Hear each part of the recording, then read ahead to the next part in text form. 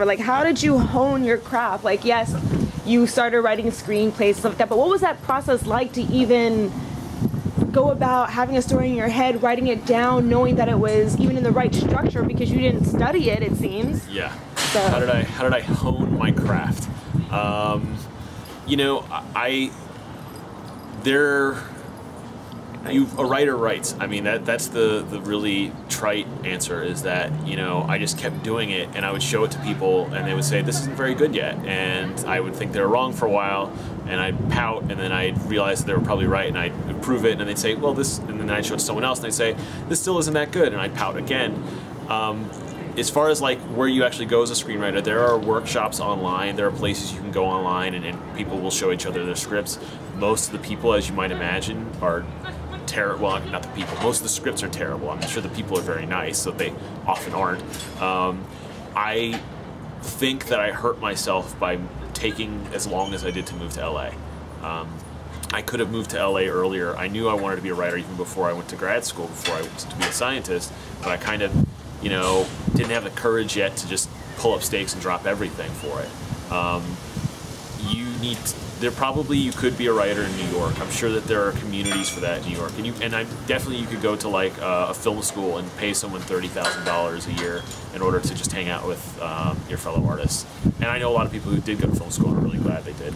I think the main thing is you need to find a group of people whose talent you respect. no, but One thing you learn about people when you're a writer is that, you know, a lot of big decisions come out of, you know, having a really hard time of it. And like my decision, that the moment I realized I was a writer, the closest thing I had to a moment when I realized I was a writer was that I was in grad school. I was, you know, training to be a scientist. I was spending all my time in this little windowless room, you know, trying to train rabbits how to do this ridiculous thing they were training them how to do. And one day came 4 years in when I realized that I was actually more afraid of being there again next year in the same position than I was of admitting failure. Like, I was afraid to admit that I wasn't a scientist. I was afraid to be a failure and to say, I failed at this, I'm not a success at this. But I was actually more afraid to continue doing it and just doing something I didn't love. And one thing I learned from that, and I'm so glad I did, is that, like, in life, a lot of times you have to decide between pride and happiness. I feel like every person I know who's had a big, like, aha moment in their life, it was between pride and happiness. And so I had to admit I was a failure. I had to be willing to say, I failed at this, I'm not good at this, I'm never going to be successful at this, in order to move ahead. So I knew that I loved writing. I knew that I discovered it. I wrote my first screenplay, and I knew immediately, in a way that I've never been sure about anything. I was sure that I was a writer. So I was very lucky to have that happen, where I got to be sure about something. But then it took me, you know, 2 years just to figure out what that meant, because I had to quit grad school. I had to take a master's, no PhD, just got my master's. I had moved back home to Kansas City, gotten a friend put me up in his extra bedroom for a while I found a part-time job teaching like SATs to kids. You know, and I went about figuring out what it meant to be a screenwriter. And then I actually had a little early success in the contest, the Nickel. I was a semi-finalist, which meant I finished in the top 100. And off of that, managers started emailing me, just a couple. And that was enough success for me to move to LA. So I bought a truck, like an SUV for my dad, which he got me really cheap, through everything I owned, which was not much at this point. Sold most of it, and everything I couldn't sell, I just threw in the back of this SUV to drive to LA and start looking for apartments. And on the way through the Mojave Desert, the oil pump broke in this car. And I didn't know this because I knew nothing about cars at the time. Now I've learned, I've needed to.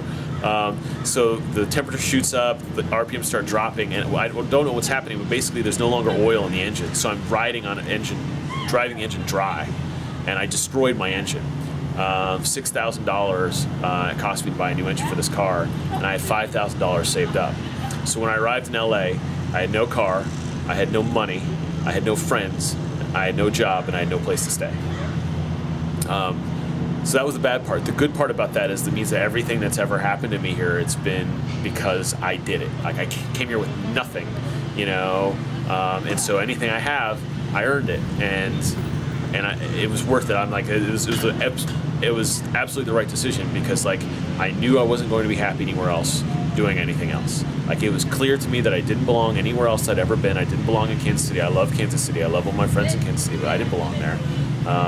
And so I gave up all of it as something that I thought had a chance to make me happy. And I just think that's the only way to live your life, you know? At least for me. I'm gonna tear up a little bit. Sorry? How long were you down and out for? 3 years or so. 3 years. I had 3 ramen years. The first year was terrible in LA. First year is always terrible in LA. I don't know anyone who moved to LA that their first year wasn't just kind of terrible, just because it's hard. So the first year was really bad, and then I was kind of struggling for another 2 years before I finally found a job that was willing to overpay me. That is what really. I became successful once I got out on my own, like got my own little business started. A day job's so important. Having a great day job. Like I work 13 hours a week as a tutor, and I make, you know, reasonable, like as lower middle class income. It's certainly enough for like a single guy to get by on. I'm working 13 hours a week, and the rest of it time is free. I can write with it. I can do whatever I want with it. I can, you know, doing this on Thursday at noon. I got nowhere I got to be till 6. It's great, you know.